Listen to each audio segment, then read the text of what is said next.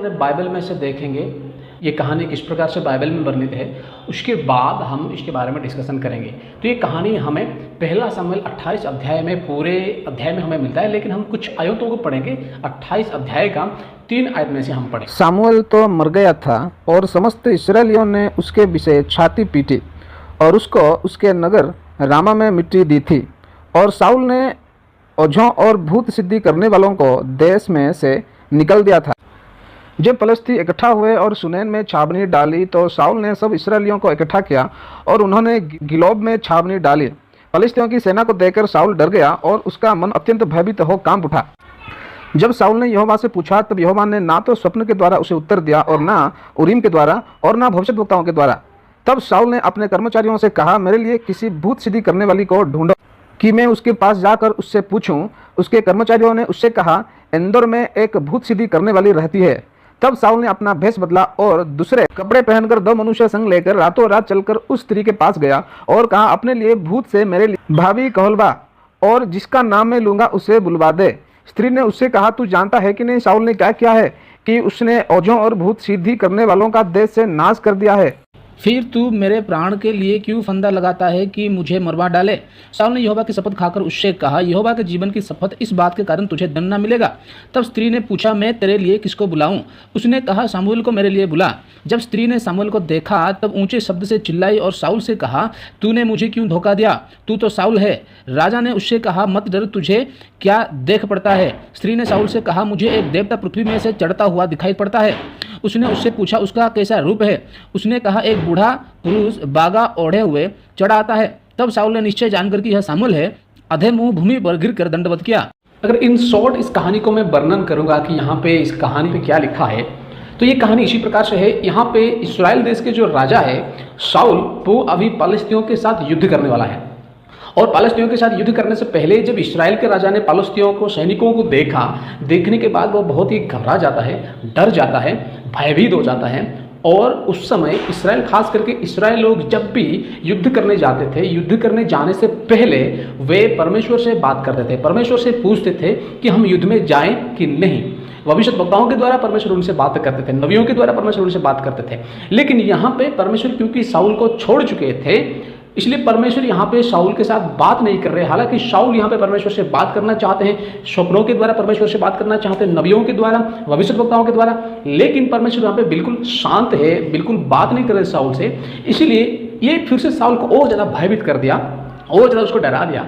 तो वो मजबूरन क्या कर रहे हैं, एक भूत सिद्धि करने वाली को ढूंढते हैं और वो अपना भेष बदल के औरत के पास जाते हैं जो कि इंदौर में रहे, और उसको कहते हैं कि तू मेरे लिए सामुएल भविष्यद्वक्ता के आत्मा को बुलवा दे।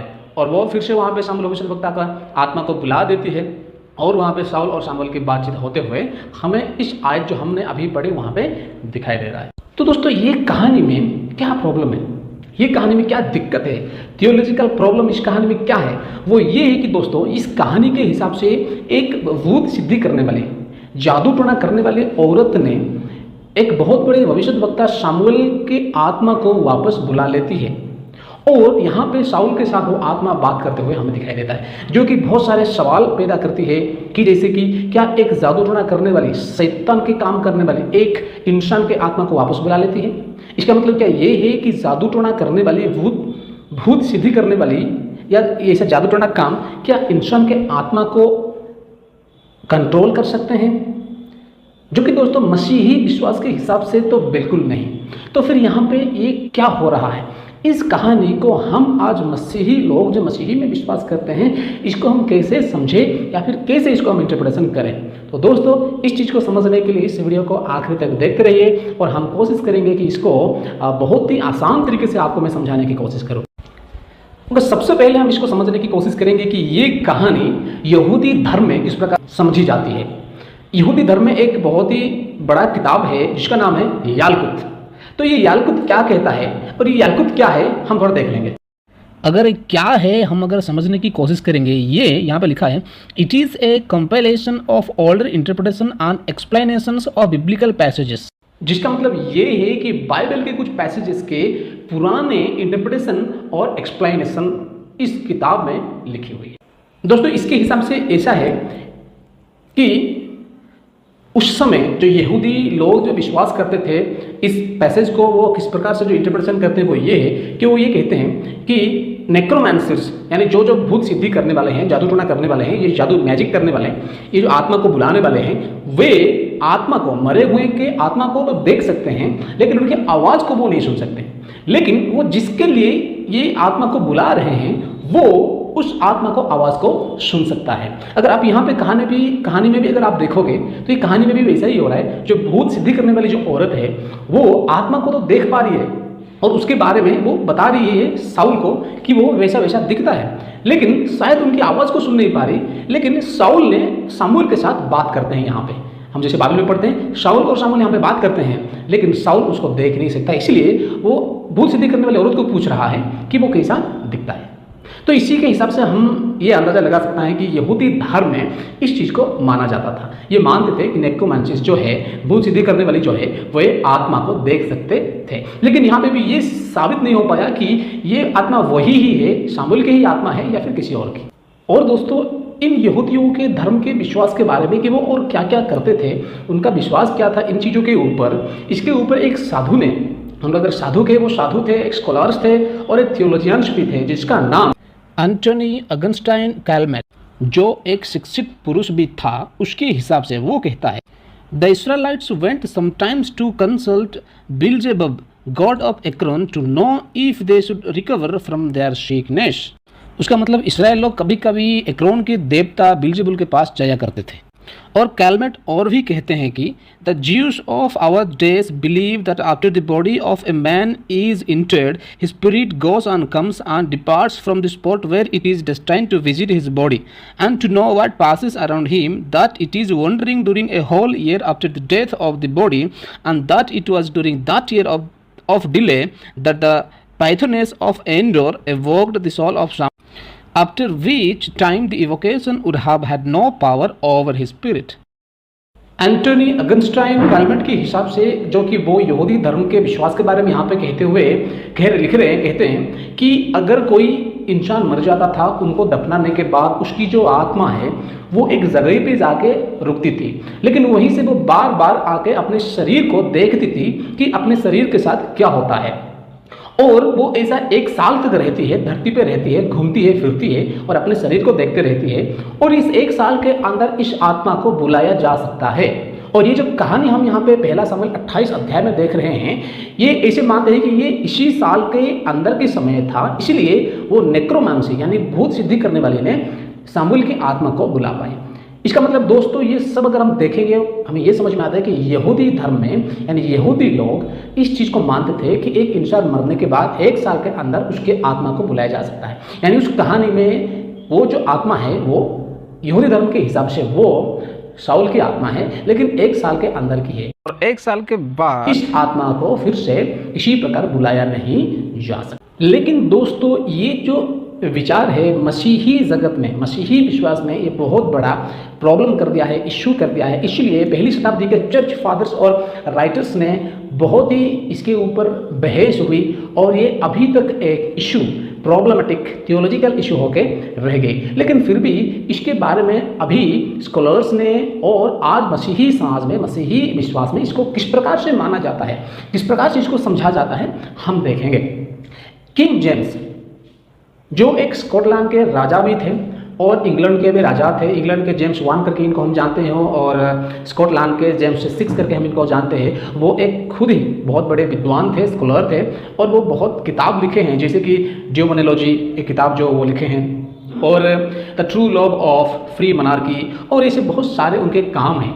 लेकिन वो अपने एक किताब डियोमोनोलॉजी में वो इस चीज़ को जिक्र करते हुए वो कहते हैं कि ये जो शमूएल की जो आत्मा है, ये शमूएल की आत्मा नहीं बल्कि ये शैतान है, ये डेविल्स घोस्ट है। वो ये कहते हैं दिस इज डेविल्स घोस्ट, ये शैतान का भूत है। क्योंकि वो इस चीज़ को इसलिए बताते हैं जैसे कि 2 कुरिन्थी 11:14 में लिखा है कि शैतान को ये परमिशन मिल चुकी है कि वो क्या करे, वो एक दूत का रूप ले सके, दूत का वो रूप भेष धारण कर सके। इसलिए ये शमूएल की आत्मा शमूएल की आत्मा नहीं हो सकती, ये एक भूत की आत्मा हो सकती है। अब मध्य युग के यानी मिडिएवल सेंचुरी के समय में इस आयत को किस प्रकार से समझा गया, यानी 5 शताब्दी से 15 शताब्दी के बीच में इस बीच समय को हम मिडिएवल सेंचुरी कहते हैं। तो ये समय में इस आयत को मसीही लोग ने किस प्रकार से समझे, उनके क्या इंटरप्रिटेशन थे। कुछ बिब्लिकल ग्लूस मतलब ऐसे कुछ मैन्युस्क्रिप्ट जो बाइबल के हैं, बाइबल में शामिल नहीं हो पाए। मैन्युस्क्रिप्ट मतलब हाथों से लिखी हुई कुछ स्क्रिप्ट जो बहुत सारे थे जो बाइबल में मिलाया नहीं गए, उनका ये इंटरप्रिटेशन करते हैं, टिप्पणी देते हैं, उनको बिब्लिकल ग्लूस कहते हैं। तो चलिए देखते हैं बिब्लिकल ग्लूस क्या कहते हैं। Other medieval glues to the Bible also suggested that word the witch summoned was not the ghost of Samuel, but a demon taking his shape or an illusion crafted by the witch. अब इन ग्लूस के हिसाब से, in interpretation के हिसाब से हम ये समझ में आता है कि ये भी कहते हैं कि ये सामुएल की आत्मा नहीं है, ये सामुएल की आत्मा नहीं है, लेकिन ये शैतान है, शैतान की आत्मा है, शैतान की भूत है जो सामुएल का भेष ले लिया है और फिर ये उस मैजिक के द्वारा, उस भूत सिद्धि करने वाली औरत ने जो इल्यूशन बनाई है, एक बहम बनाई है, वो बहम है ये, लेकिन ये सामुएल की आत्मा नहीं। ये चीज मध्य युग के मसीही लोगों का भी कहना है। मार्टिन लूथर के हिसाब से वो क्या कहते हैं हम देखते हैं। वो कहते हैं Martin Luther who believed that the dead were unconscious read that it was the devil's ghost. It was the devil's ghost. उसका मतलब मार्टिन लूथर के हिसाब से जो एक रिफॉर्मर थे, थियोलॉजियंस थे, प्रोफेसर थे, एक विद्वान थे, उनके हिसाब से भी ये है कि ये सामुएल का आत्मा नहीं बल्कि ये शैतान है, डेविल्स घोस्ट वो कहते हैं, यानी शैतान का भूत है। और एक विद्वान है, उसके बारे में भी हम देखेंगे, जॉन कैल्विन, कि वो क्या कहते हैं। जॉन कैल्विन के हिसाब से वो कहते हैं it was not the real Samuel but a spectre. John Calvinist जो कि एक थियोलॉजियंस थे, प्रोफेसर भी थे, विद्वान थे, वो भी कहते हैं, और उनकी थियोलॉजी हम जानते हैं कैल्विनिज्म एक बहुत फेमस थियोलॉजी है उनका। तो वो कहते हैं कि ये एक सामुएल की आत्मा नहीं था, बट ये क्या था, स्पेक्टर यानी भूत, ये एक भूत था। तो दोस्तों मसीही धर्म में इसको बिल्कुल यहूदी धर्म के जैसा, यहूदी लोगों के द्वारा इसको सामुएल की आत्मा नहीं मानते, बल्कि इसको भूत मानते हैं, क्योंकि भूत को ये अधिकार मिल चुका है कि वो किसी का भी रूप ले सके और वो किसी के जैसा भी हो सकता है, उसमें कोई संदेह नहीं है। तो मैं यही कंक्लूजन देना चाहूँगा कि ये आखिर क्या है। हाँ, अगर बाइबल में हम देखेंगे, बाइबल में ऐसा हमें कहीं भी नहीं मिलेगा कि इंसान की आत्मा को परमेश्वर की अनुमति के बगैर शैतान उसको अपने बस में रखे, चाहते बुलाए, ऐसा बिल्कुल नहीं हो सकता, क्योंकि इंसान की आत्मा केवल परमेश्वर के अधीन में है और परमेश्वर उसको ले लेते हैं। जब समय आ जाता है, परमेश्वर उस आत्मा को ले लेते हैं और अपनी जगह में रख लेते हैं। वो परमेश्वर के बगैर उसको कोई भी बुला नहीं सकते। तो बिल्कुल मैं भी कहूँगा ये सामुएल की आत्मा नहीं थी, ये दुष्ट आत्मा थी, शैतान की भूत थी, या फिर कहो कि उस मैजिशियन के द्वारा बनाई हुई एक बहम है। और कुछ लोग यहाँ तक कहते हैं कि ये साउल की विचार है, साउल की सोच है। साउल इतना डर गया था, इतना भयभीत हो गया था कि वो अपना विवेक में, अपना दिमाग में भी उसके दिमाग में ये सब चल रहा था। ये सारी बहुत चीज़ें, लेकिन हम मसीही होने के नाते, मसीही विश्वास होने के नाते हम इसको इस प्रकार से समझ सकते हैं कि ये एक भूत था, क्योंकि मरने के बाद परमेश्वर आत्मा का जिम्मेदारी लेते हैं और वो वहाँ जाता है जहाँ परमेश्वर उसको बनाए हुए हैं, जहाँ रखने के लिए बनाए हुए हैं, ये वहाँ जाके रहती है। मनुष्य की आत्मा परमेश्वर के हाथों में है, ना कि शैतान के हाथ में, इसलिए इसको शैतान के द्वारा बुलाया जाना मुमकिन नहीं हो सकता है। तो दोस्तों मैं आशा करता हूँ ये वीडियो आप सभी को अच्छा लगा होगा और कुछ सीखने के लिए मिला होगा। तो अगर अच्छा लगा है तो लाइक कर देना, और हमारे चैनल को अगर अभी तक सब्सक्राइब नहीं किए हैं तो सब्सक्राइब करें और बेल आइकन को दबा दें, ताकि हमारे वीडियो का अपलोड का हर नोटिफिकेशन आपको मिल जाए।